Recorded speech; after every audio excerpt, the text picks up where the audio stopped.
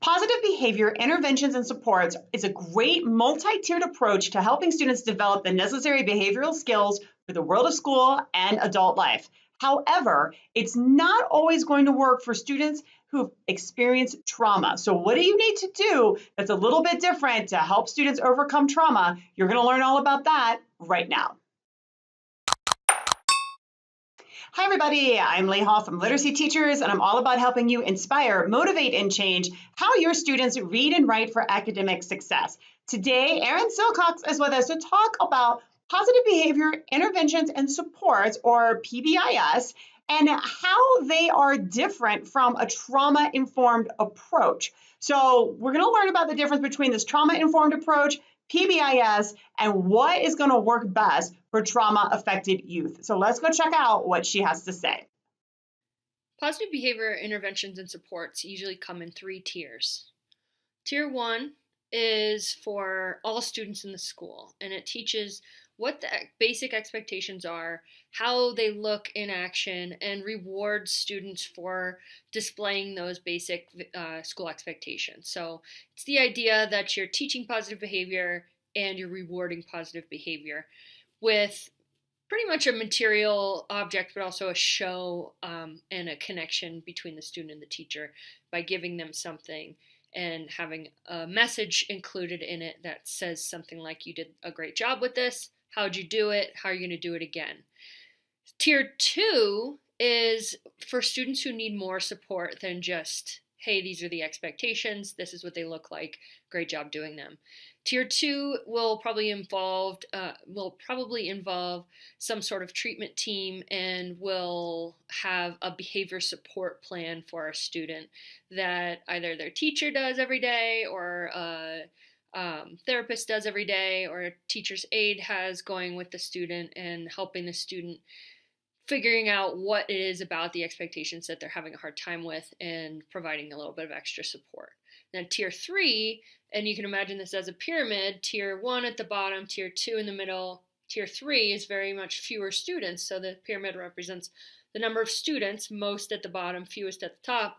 Tier 3 might be kind of like tier 2, but you would involve usually more clinical or therapeutic interventions for students who need more than just a behavior plan, and they might have a check-in with a therapist in the school daily or something like that. So it's a pretty robust system, and positive behavior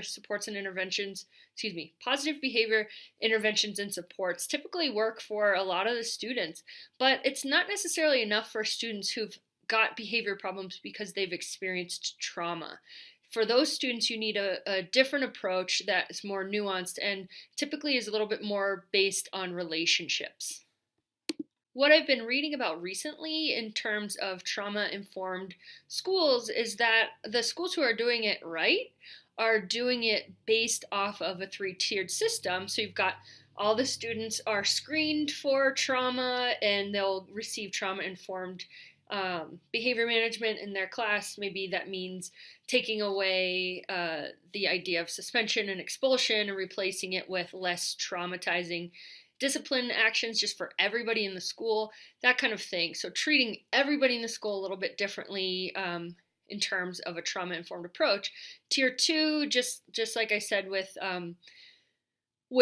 the positive behavior interventions and supports, when you have tier 2 in a trauma-informed system, you might have students receiving more attention, but in a trauma-informed manner. And then those students at the very top of the pyramid, the fewest ones that have the highest needs, will be working with a clinical staff, but that clinical staff will likely be using a trauma-informed therapy with that child. Now, the main differences between PBIS and a trauma-informed multi-tiered system is, and the reason that PBIS is not sufficient for students who've experienced trauma, include all of the following. A trauma-informed multi-tiered system will train all teachers on the biology and physiology of trauma and how it impacts the brain and body, and therefore how it impacts behavior and academic achievement. Once again, in terms of teacher training, a trauma-informed approach will teach teachers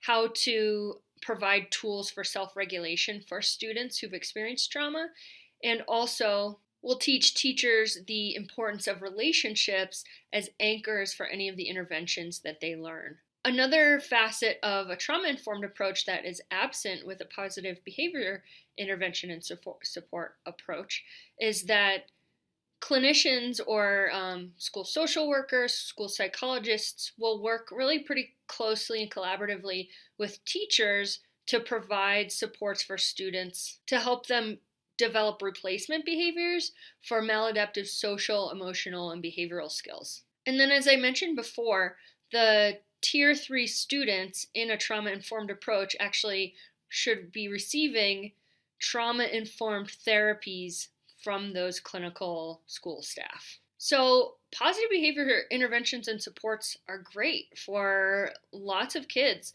but for children who've experienced trauma, they need more support in developing appropriate social, emotional, and behavioral skills that will help them in turn kind of rewire their brains and get them regulating themselves and get them much more ready to be able to participate normally in the academic demands of school. So if you like this video, take a look at the next one by clicking right here.